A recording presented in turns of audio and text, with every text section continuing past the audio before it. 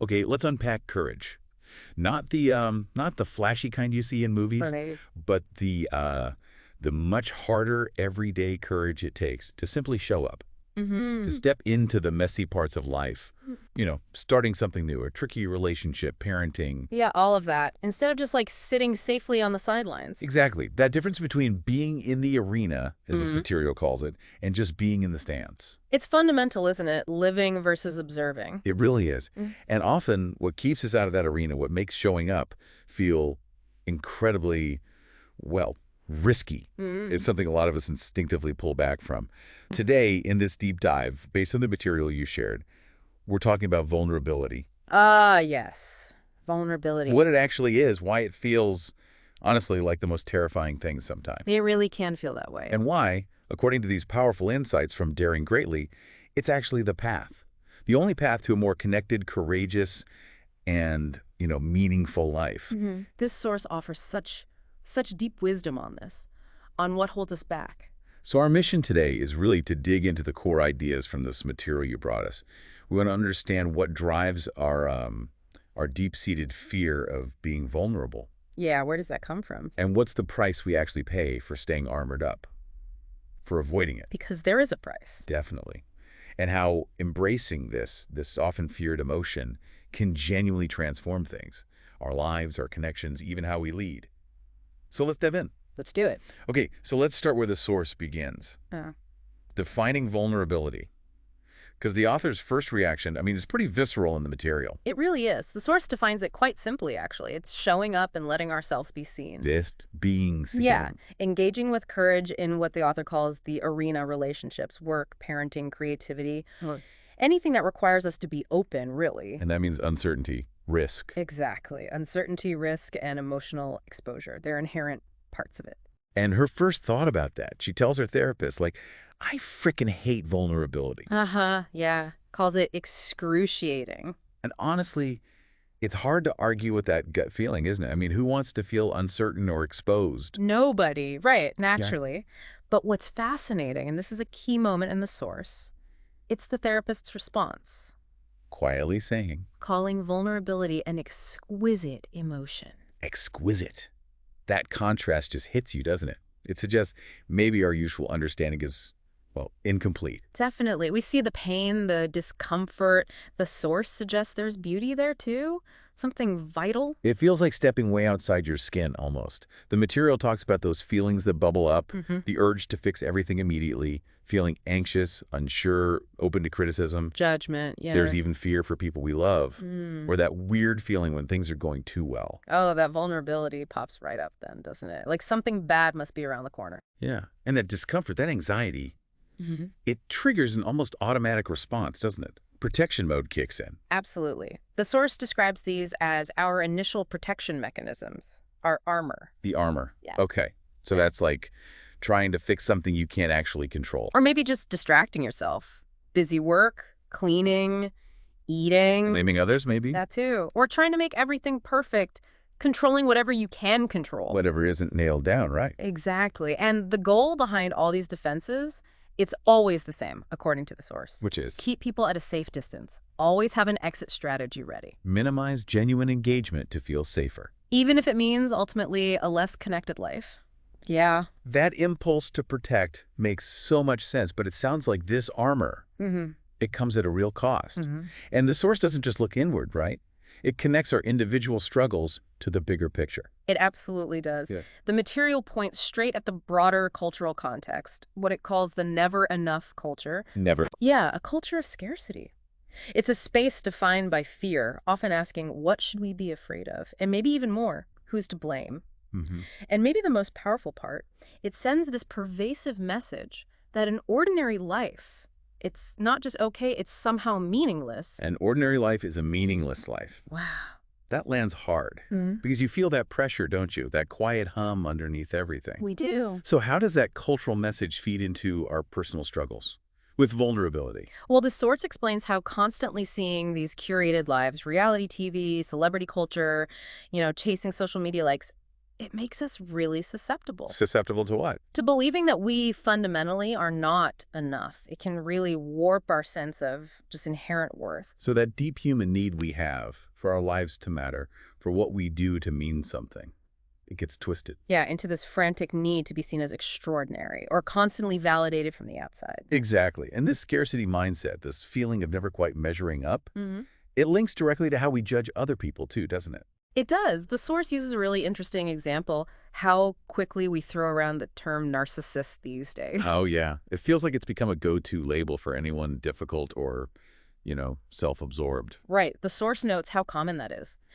And look, the clinical definition involves things like grandiosity, lack of empathy, but the really critical insight from this material Yeah. is that shame is at the root of every level of narcissism. Shame, not just ego or arrogance. No, shame, which radically changes the conversation, doesn't it? It really does. The source argues you don't fix narcissism by trying to shame people more or cut them down.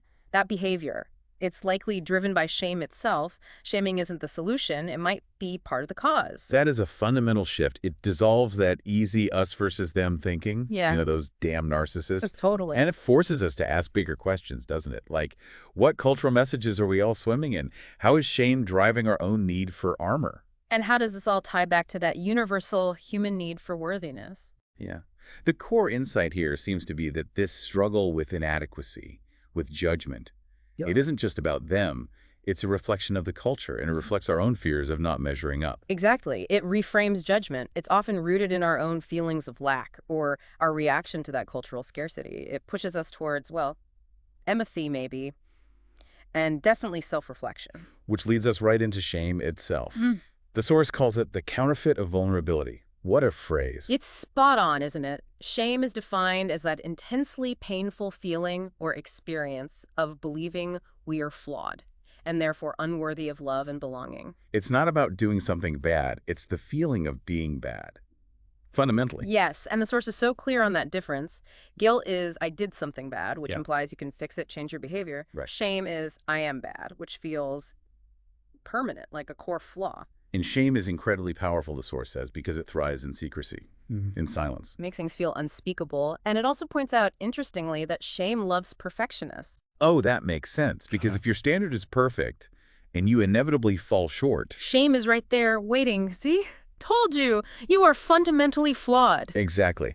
And it shows up internally as these critical voices, right? The source calls them gremlins or shame tapes. Yeah, those looping messages in your head. Don't you dare. Who do you think you are? You're not good enough. They can feel like these old recordings, maybe from childhood, or just stuff we've absorbed from the culture around us. Yeah.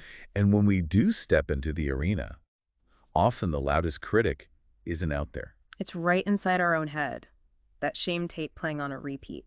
The source notes that while shame might start with others, we get really good at shaming ourselves. So true. And when shame hits, our response is usually defensive, protective. Yeah, we blame, we rationalize, we might offer these kind of fake apologies, or just hide, withdraw. Whereas guilt usually motivates us differently. Guilt usually prompts us to make amends, to change our behavior, to try and do better. That's a key difference. It is. The source emphasizes that when we're feeling shame, or even just the fear of shame, we're far more likely to act out. Self-sabotage, maybe, or lashing out at others. Which is why shame is so destructive, to courage, to engagement. Totally. The core insight here really is shame wants to keep you small, quiet, hidden. Guilt, ideally, wants you to learn and grow. Recognizing which one you're feeling is that crucial first step. Okay, so if vulnerability requires us to be seen, to show up, and shame makes us want to hide, then building resilience to shame must be absolutely critical. The source presents it as non-negotiable, really. If that fear of being judged unworthy, which is shame, is paralyzing you, you just can't let yourself be seen. You can't be vulnerable. Right. There's that great line in the material, often not being good at vulnerability means that we're damn good at shame. Wow. So our difficulty with vulnerability is often just a symptom. A symptom of how good we are at shame. Exactly. The Harry Potter metaphor in the source about battling shame like a defense against the dark arts teacher, that really clicked for me. Yeah, it makes it tangible, doesn't it? And the reference to that Sirius Black quote. You're not a bad person. We've all got both light and dark inside us. What matters is the part we choose to act on. That story just captures the struggle perfectly. It acknowledges we all have this, Mm-hmm. this capacity for the dark side, for shame and self-doubt.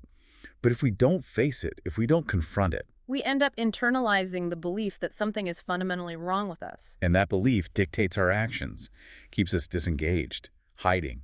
The insight being, ignoring your shame gremlins doesn't make them vanish.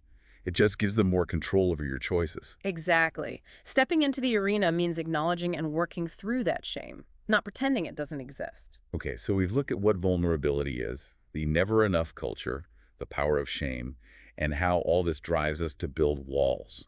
To put on that armor, let's talk more about that armory the source describes, these common ways we try to protect ourselves. Right.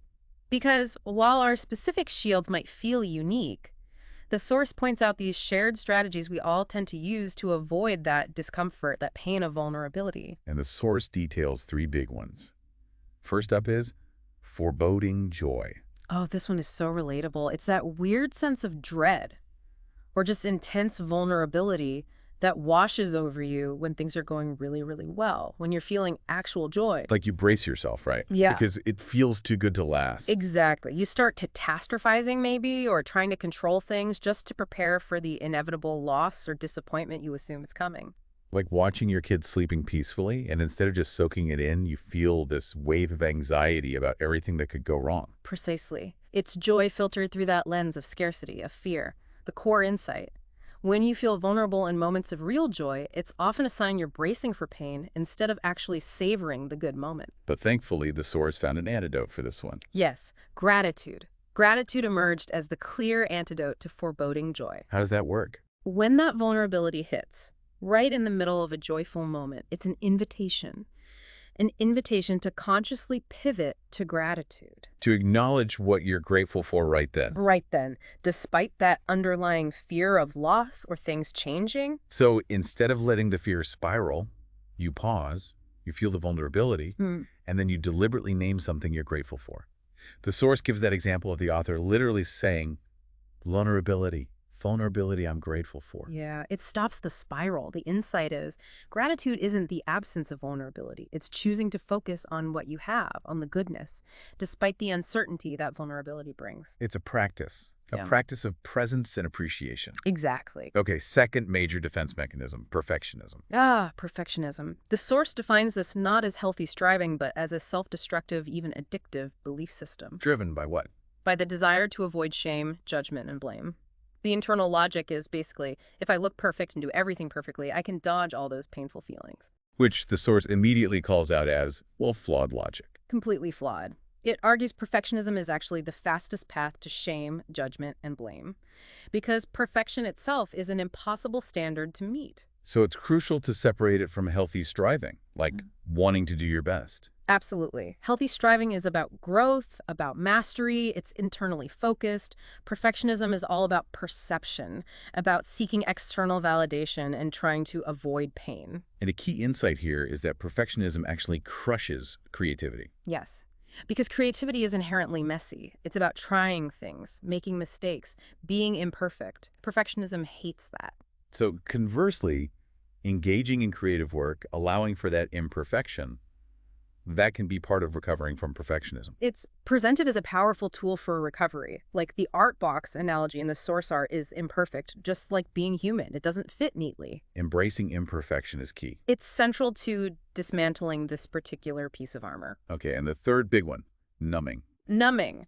This is driven by our discomfort with vulnerability itself, but it's fueled by those deeper struggles with worthiness, shame, and anxiety, especially the anxiety that comes with uncertainty. So we numb to try and turn off the pain. Yeah, the pain of feeling inadequate or anxious or disconnected. We just want to dial it down. But the big problem the source highlights is you can't just numb the bad stuff. That's the trap. You can't selectively numb emotions. When you numb the pain, the fear, the disappointment, you inevitably numb everything else too.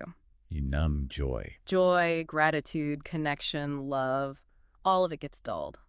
Numbing stops us from really processing our emotions and truly engaging with life. The source gives examples, right? Like that constant urge to check your phone whenever there's a quiet moment. Yes. In line, waiting somewhere. Instead of just being with your thoughts or feelings, there's this automatic reach to numb out with distraction. And it contrasts that with actually addressing the root cause. Like Setting boundaries around technology, maybe? Exactly. It contrasts people stuck in numbing behaviors, always busy, always digitally connected with those who practice what the Source calls wholeheartedness. And they do it differently. They set boundaries, boundaries aligned with their values. And the Source links this directly back to worthiness. It says, we have to believe we are enough in order to say enough. Wow, so setting boundaries isn't selfish. It's presented as a necessary act of self-worth. It protects your energy, your time, and prevents you from needing to numb out just to cope with feeling overwhelmed or pressured.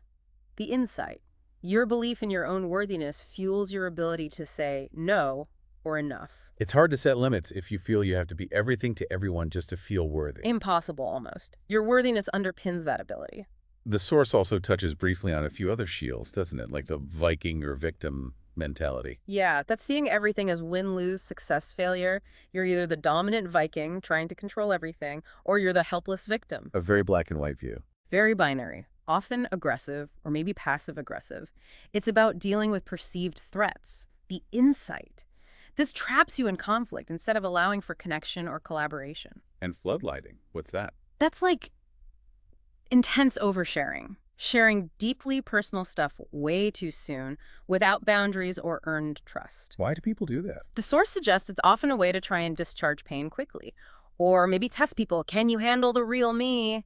Like telling a first date your deepest trauma. And it usually backfires. Usually, it overwhelms people, makes them pull back, which just reinforces the original feelings of shame or disconnection. The insight. Real vulnerability is mutual. It builds slowly with trust. It's not a sudden, blinding spotlight. Okay, and serpentining. I remember the Source mentioning a Peter Falk movie. Yes. It's that zigzagging motion, avoiding direct confrontation with vulnerability or conflict or potential shame. Like putting off a hard conversation. Exactly. Procrastinating on something scary, talking around an issue instead of tackling it head on. The Source notes it takes a ton of energy, but ultimately it doesn't protect you. The insight. Delaying the inevitable discomfort often creates more anxiety in the long run than just facing it would have. Okay, so we have this whole elaborate armory we build up. But the point of understanding it isn't just to recognize it and keep doing it, right? No, definitely not. The whole point, the core of daring greatly, is recognizing these defenses so we can choose a different path. A path that requires Cultivating that belief in our own worthiness, developing shame resilience, and actively choosing engagement over staying hidden behind our armor. And a huge part of that is being willing to be in the arena. The Source is really clear about not measuring your worth by the reactions of the critics in the stands. Absolutely. Those people who aren't putting themselves out there, their judgment isn't the measure. Who matters then? The people who are in the arena with you, the ones also showing up, taking risks, the ones who love and support you through the vulnerability, whether you succeed or fail by external standards. This ties right into having the courage to be imperfect, doesn't it? Yeah. And to ask for help, especially at work, which the Source talks about. Yes, it's highlighted as a key part of courageous leadership and just genuine engagement. Not asking for help, admitting I don't know or I messed up. That often comes from fear. Fear of looking incompetent, unworthy. Exactly. And that fear leads to disengagement, to checking out instead of learning or collaborating. And the Source quotes a mentor, saying there's basically nothing more important than the courage to say, I don't know, and I messed up. That honesty, that's key to success. It is. The insight is hiding your struggles or your lack of knowledge out of fear. It actually undermines you. It disconnects you from the very support and learning you need. And these ideas apply beyond the individual, right? To organizations, to leadership. Absolutely. The Source really stresses that culture trumps strategy.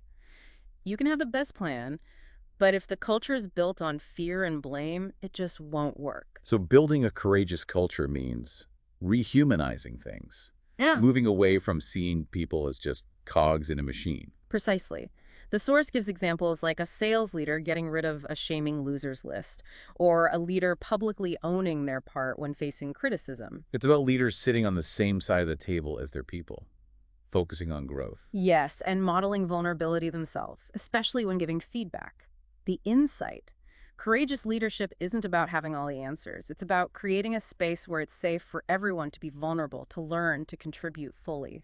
The Source also mentions a strengths-based approach briefly, reminding us to look at our positive qualities too. Yeah, that understanding our talents, the possible, is just as important as seeing the challenges. And often what we think of as a limitation is just a strength taken too far. Seeing that helps build that sense of worthiness. Okay, shifting from work, let's talk about vulnerability in our closest relationships, and especially parenting, which this material frames so powerfully. Yes, vulnerability is presented as the absolute foundation for trust in relationships. Not oversharing though, right? No, it reiterates that appropriate, boundaried vulnerability where both people are showing up, where it's mutual is essential. It mentions Gottman's work, the marble jar idea. Where trust is built slowly. Yeah, Little moment. exactly. Small, consistent acts of reliability, of showing up for each other over time. That's how trust deepens. And the source points out a form of betrayal that's maybe less dramatic, but really damaging.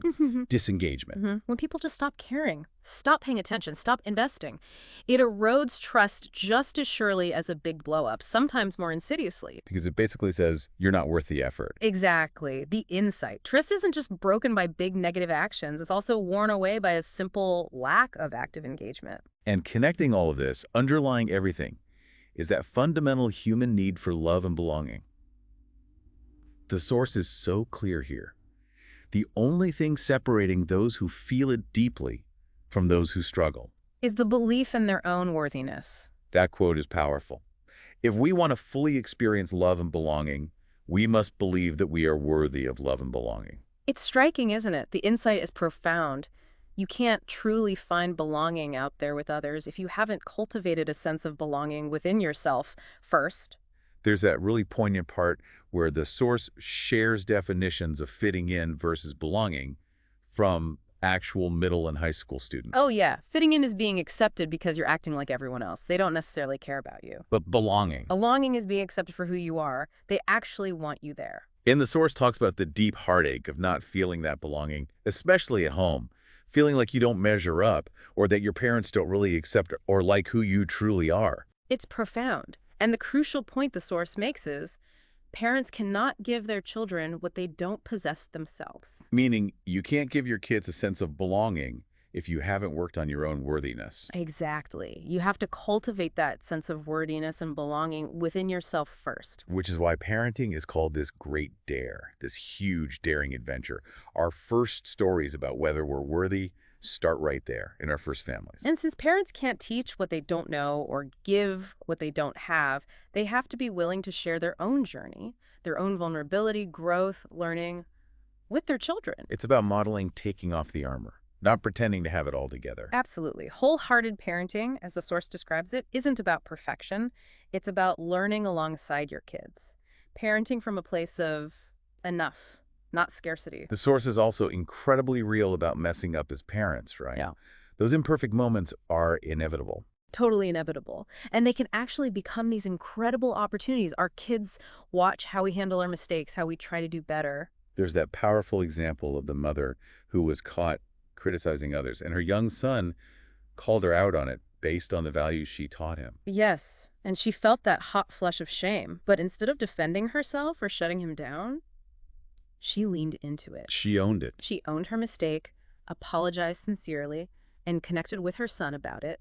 She modeled the very courage and integrity she wanted him to have. That's the wholehearted parenting moment the source talks about, choosing connection and authenticity over protecting your ego, Yeah. even when it's deeply uncomfortable. Yes.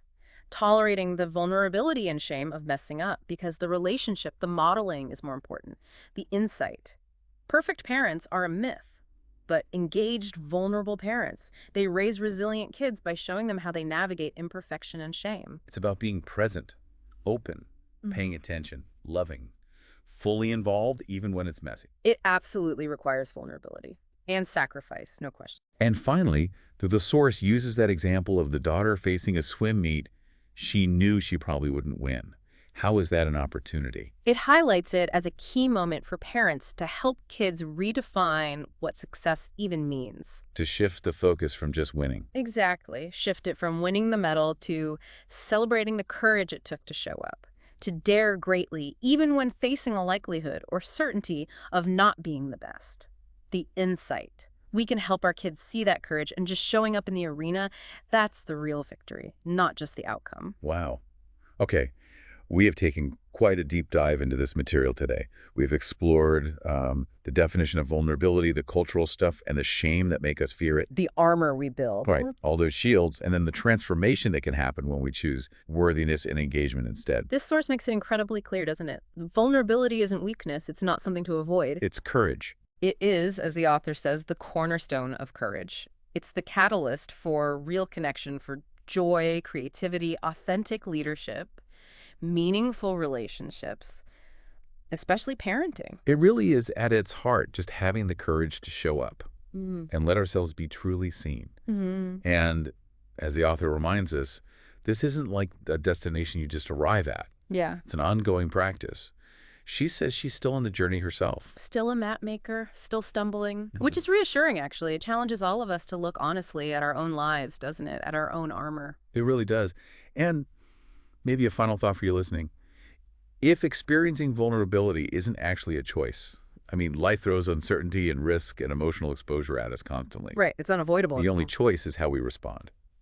So thinking about this material you shared, what does it look like for you to choose engagement over your armor today?